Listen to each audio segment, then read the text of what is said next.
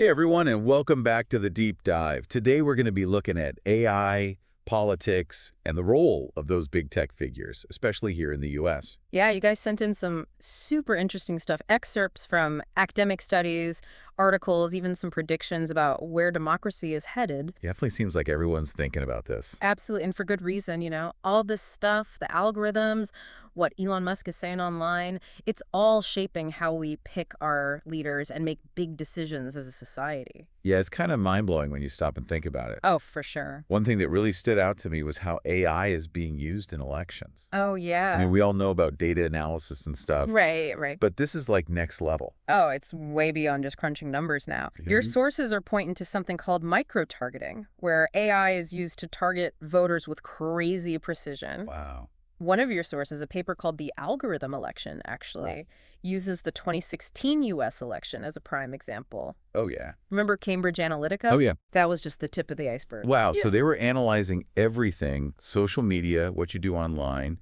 your demographics, predict how people would vote. Exactly. And the paper even argues that AI is creating these invisible filter bubbles where we only see info that already agrees with what we think. That's kind of freaky, right? Oh, absolutely. Like, are we even thinking for ourselves anymore? That's a good question. Yeah, and it's not just about targeting voters either. Yeah. AI is being used to figure out what the public is thinking like in real time. Yeah, it's called sentiment analysis. Sentiment analysis. Campaigns use it to look at social media posts and news articles so they can change their message like super fast. So like they can tailor their message depending on how people are reacting. Exactly. Oh. We saw a lot of this in the 2020 election, and it's only going to get more advanced. Hold on, are you telling me that AI is writing campaign speeches now? Not quite writing them, Okay. but definitely shaping them. In the 2020 election, one party used AI to analyze tons of social media posts, and then they tweaked their whole approach based on what got the best reactions. It's like having a 247 focus group. Exactly. Wow. It's not just about swaying individual voters anymore. It's about understanding the mood of the whole country. The whole country. Yeah, and this brings us to another big thing. Yeah. The growing power of those tech leaders. Yeah.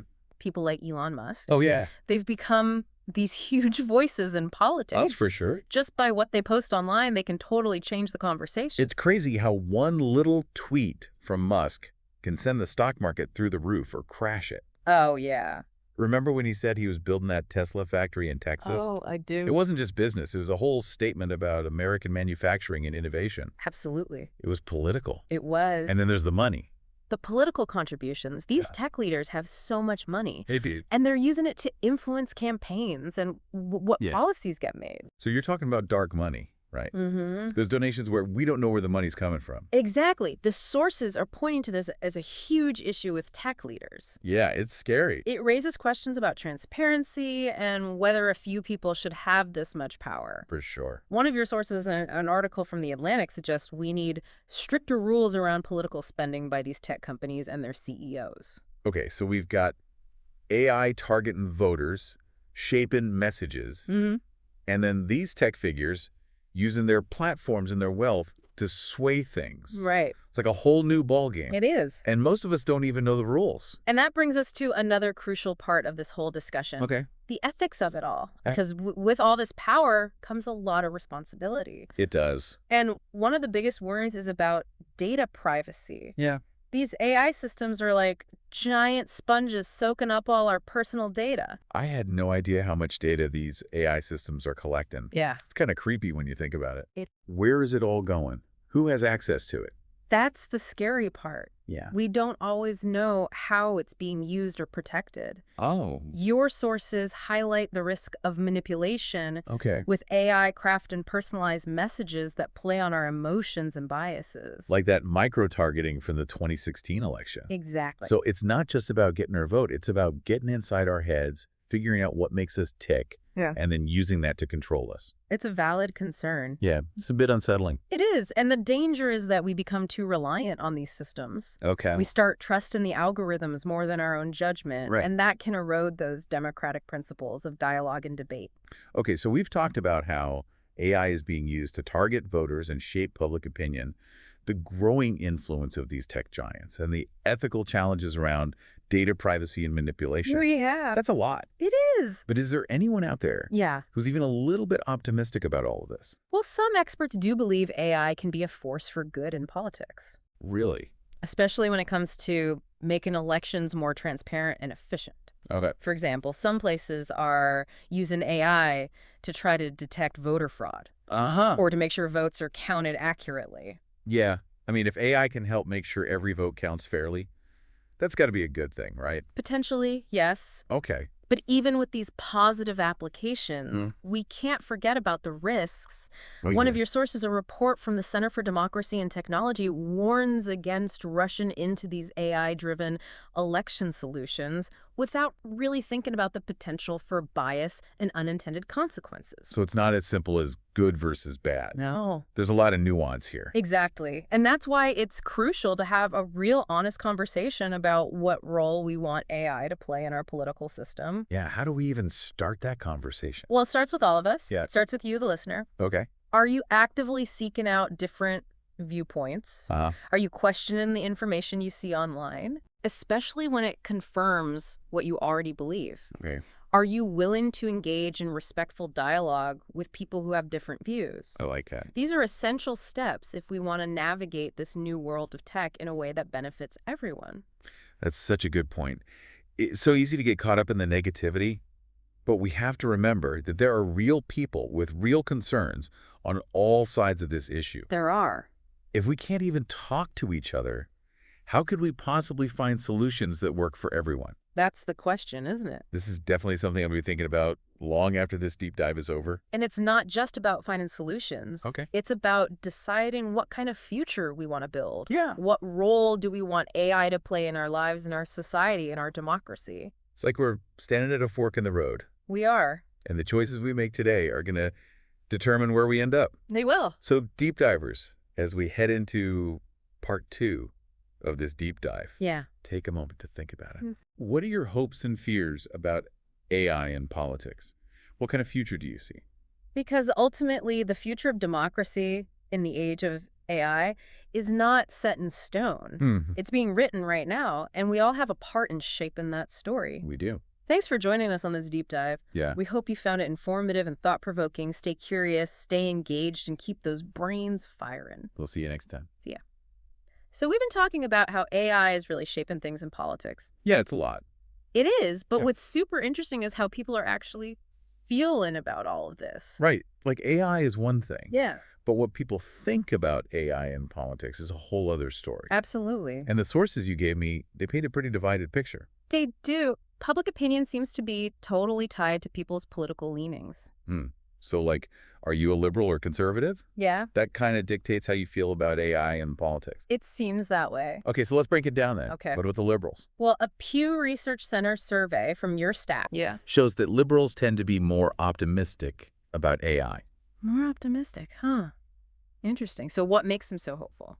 Well, they see the potential benefits. Okay. Maybe even view AI as a tool for progress. Okay. They point to things like increased efficiency, Yeah. better voter outreach, No. even fighting voter fraud. So more transparency, less of those backroom deals. Exactly. Okay. But it's not like they're ignoring the risks. Right. They're still worried about data privacy and bias, but they're more open to exploring what AI can do in politics. So cautiously optimistic. Yeah, I think that's a good way to put it. Yeah, that makes sense. Makes sense. Okay, so liberals cautiously optimistic. What about the conservatives? Well, that same Pew Research Center survey found that conservatives tend to be more skeptical about AI in politics, Oh, yeah. much more concerned about the potential for manipulation and government overreach. Okay.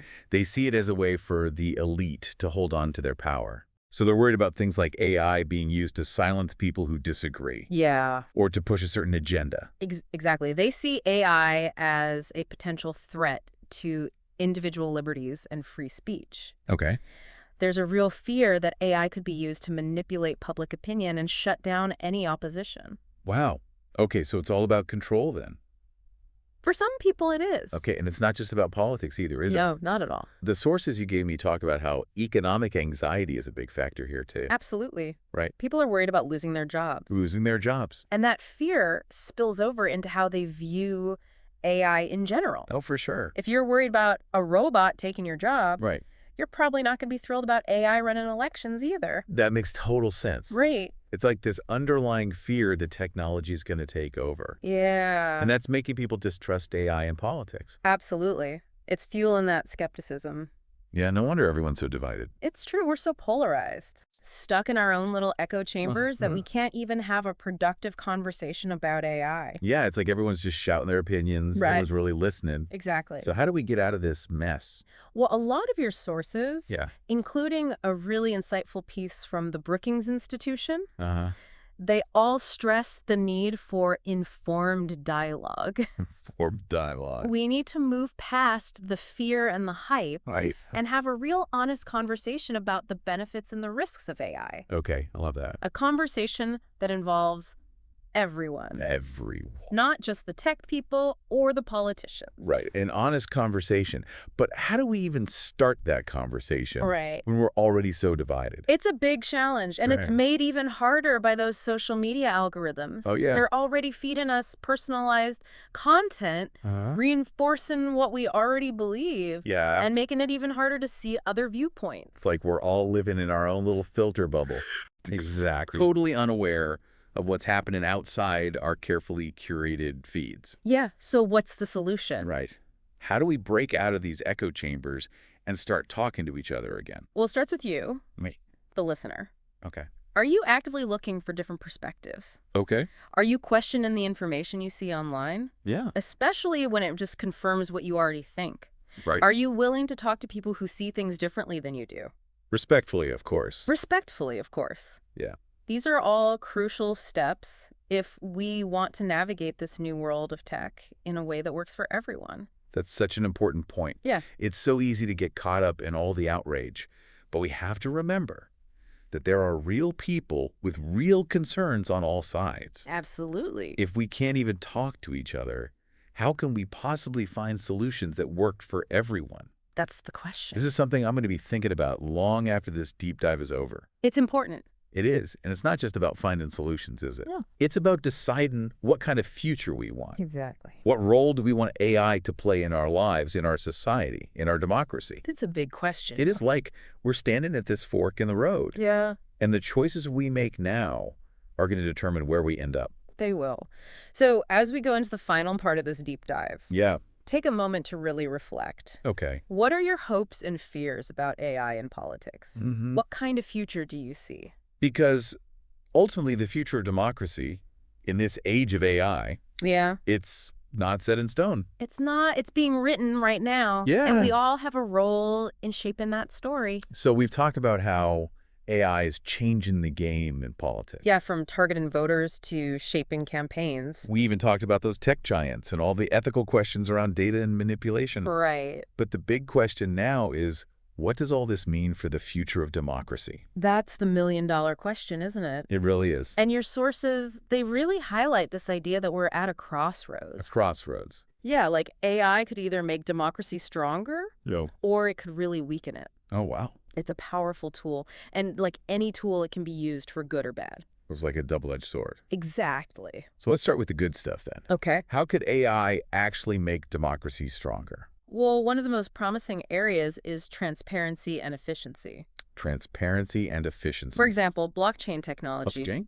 Yeah, it often goes hand in hand with AI. Okay. It can create these permanent records of votes, Uh-huh. making it way harder to mess with election results. So no more hanging chads. Exactly. Some countries are already trying out blockchain voting systems, and the early results are looking pretty good. Wow. So instead of relying on paper ballots or those electronic voting machines that could be hacked, Right. we could have a system where every vote is recorded on this secure, transparent digital ledger. Exactly. That would definitely address some of the worries about election integrity. For sure, and beyond just securing the vote itself. Yeah.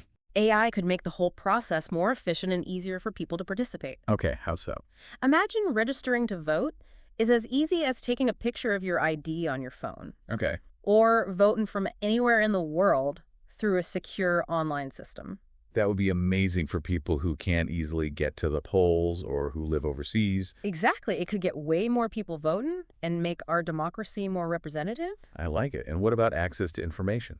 That's another area where AI could be huge. Okay. It could personalize civic engagement, Okay. giving people information that's tailored to what they care about. So instead of being bombarded with all this political news, Right.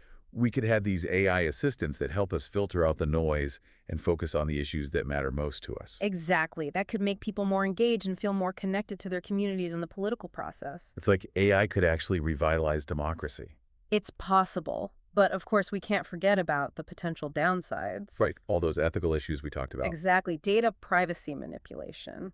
And one of your sources, a paper called Democracy Disrupted, argues that the biggest risk is algorithmic bias. Oh, yeah. We talked about how these AI systems are trained on data. Right. And if that data is biased, the AI just repeats those biases. Exactly. But how could that actually hurt democracy? Well, imagine an AI system used to decide who gets parole. Okay. But it's been trained on data that reflects racial bias in the criminal justice system. Okay.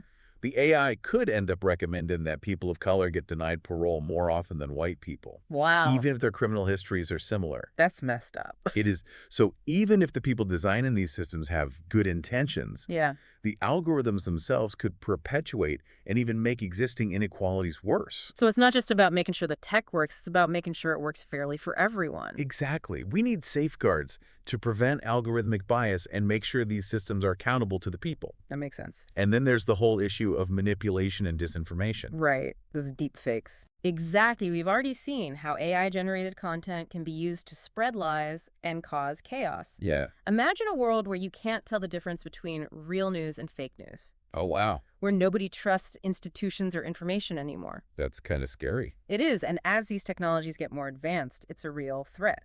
So what can we do about it? Your sources emphasize the importance of education, Okay. critical thinking, media literacy. So we need to teach people how to spot fake news and be more critical of the information they see online. Exactly. We need to empower people to be smart consumers of information, to recognize bias and manipulation, and hold those in power accountable. I like that.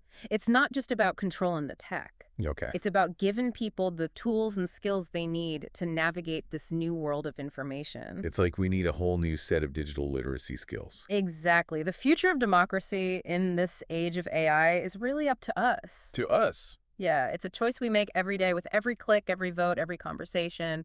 So it's not about technology dictating our future. No. It's about us using technology to create the kind of future we want. Exactly. So, as we wrap up this deep dive into AI and politics, Yeah.